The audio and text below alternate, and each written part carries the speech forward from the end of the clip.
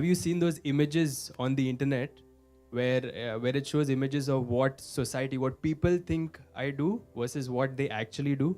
तो क्या आपने इंटरनेट पर ऐसे चित्र देखे होंगे जहाँ पे ऐसे चित्र दिखाए जाते हैं कि लोग क्या सोचते हैं आप क्या कर रहे हो और आपका असली जीवन क्या है। I want to show you a couple of examples. मैं आपको कुछ उदाहरण देना चाहता So हूँ। we've got an accountant.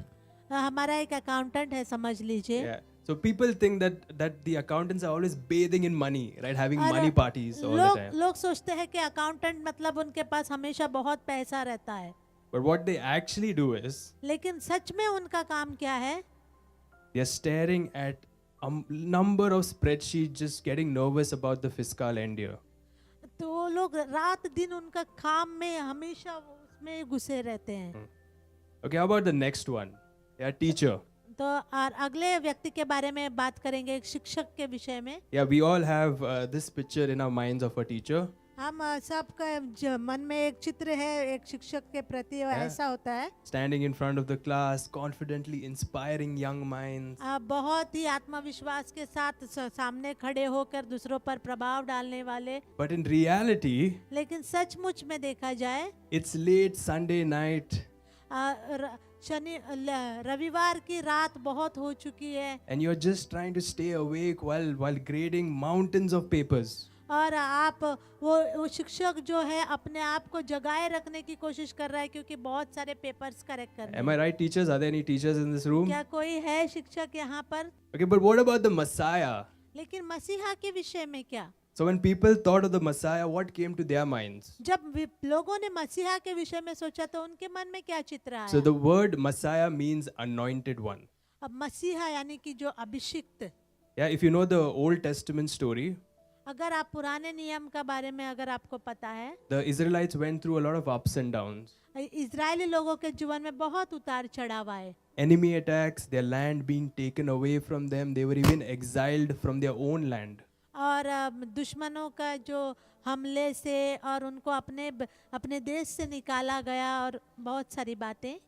And then the Old Testament prophets predicted a day और पुराने नियम के भविष्यद्वक्ताओं ने एक भविष्यवाणी की थी एक दिन की, where there would arise from amongst God's people परमेश्वर के लोगों में से एक व्यक्ति उठेगा, a figure called the Messiah.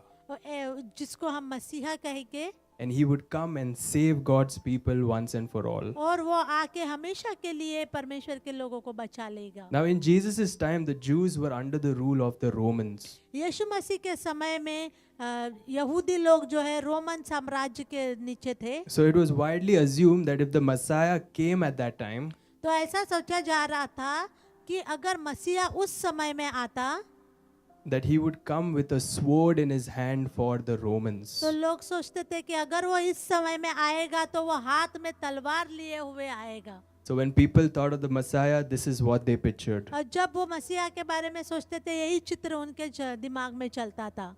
Yep, that is what they pictured. So this is the society's view of the Messiah. तो ये समाज का जो एक सोच थी मसीहा के विषय में। Now you see why Jesus wanted to keep it quiet.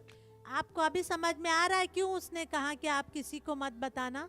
So when Jesus says, "Don't let other people know I'm the Messiah," जब यीशु मसीह कहते हैं कि आप दूसरों को मत बताना कि मैं मसीहा हूँ, Peter is probably standing there and thinking, "Yeah, of course."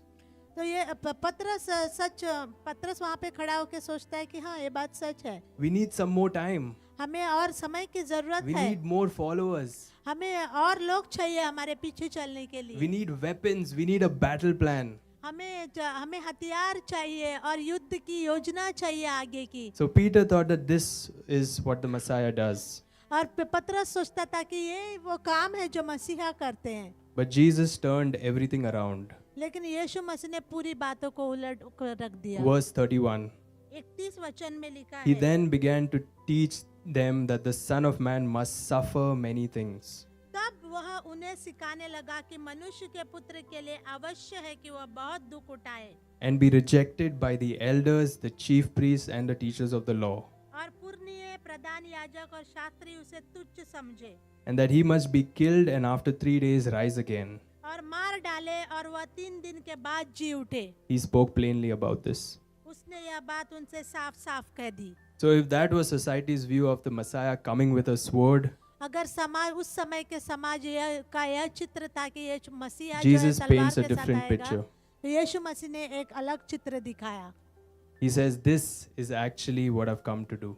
और उसने कहा कि ये वो बात है जो करने के लिए मैं आया हूँ.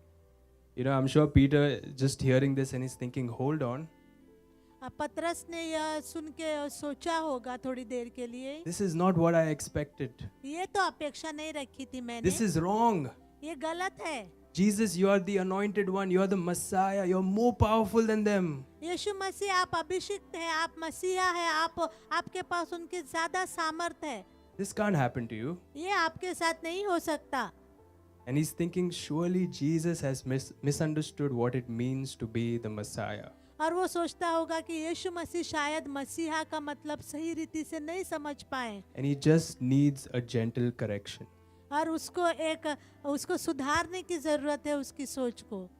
Yeah, so then Mark says, Peter took Jesus aside and began to rebuke him. इस पर पतरस उसे अलग ले जाकर झिड़कने लगा.